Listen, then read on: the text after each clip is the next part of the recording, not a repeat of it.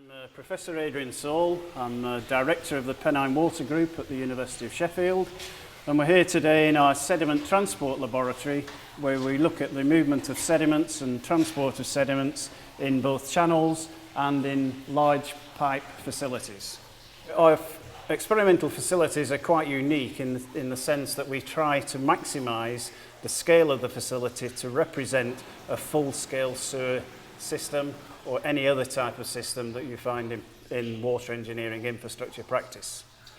The ideal thing about having full-scale facilities is that we can represent what is actually happening in practice, and therefore industry is very, very keen to see this research completed such that you get an actual representation of what is actually happening in their systems, and therefore we can research and advise on how the performance of the full-scale systems will actually operate.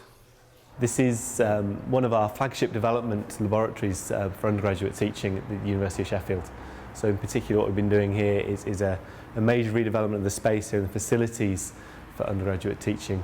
So we've got a big investment going on in the hydrostatics benches that we're using here. This is an experimental facility to help us come up with novel new drainage designs for large portal frame buildings. This is very unique. It's one of the strengths of the Sheffield work we do is we put together experimental facilities like this, so we don't rely just on modelling and past data sets.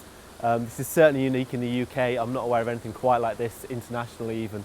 Facilities like this are a key factor in engaging the industry. It's not every university that can afford to make the investment in the resources to get these sorts of things put together.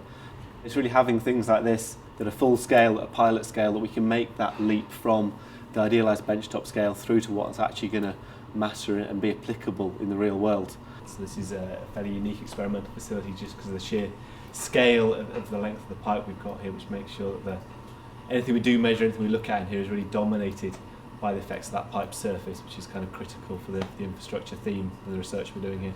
So when we use this facility, we typically do month-long runs. So the water comes into a big tank at the top end over there. We have a pump which pressurises the complete system. We then have everything fed back to computer there, so each of these loops, when they're actually running, have one of these flow meter control valves at the bottom end, hooks up to a flow meter for each one to measure the flow that's going through them. And we basically run different hydraulic conditions, different water quality effects through each of the three loops of the facility for a month-long period to see what happens between the interaction of the bulk water and the pipe infrastructure itself. Well, what we have here is a full-scale system of a typical road gully.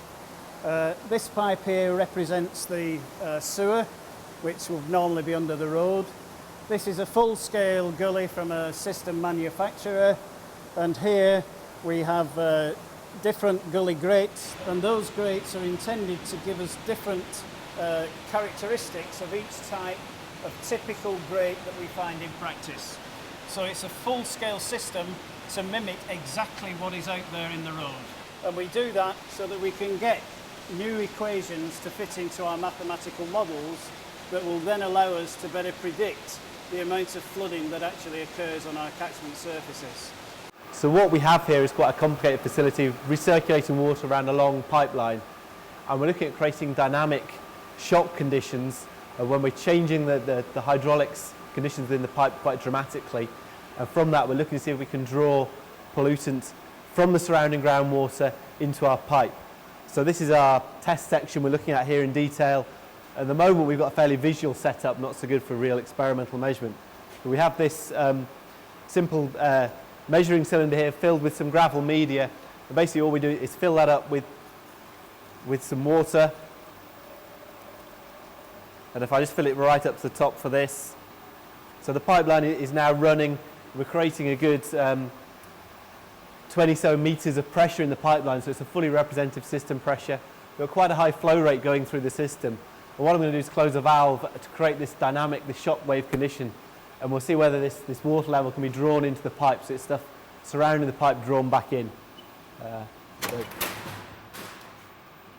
So immediately we stop that flow, we create those dynamic shock waves. We're seeing this level being drawn down and the water sucked in. So what we created is this real worst case scenario that if we had a catastrophic pipe failure or we did operate the system in the wrong way, we could cause this problem. So we're trying to understand how bad those conditions have got to be so we can avoid them, we can protect the system from this ingress event happening. Obviously you don't want to drink water that's been contaminated in this way.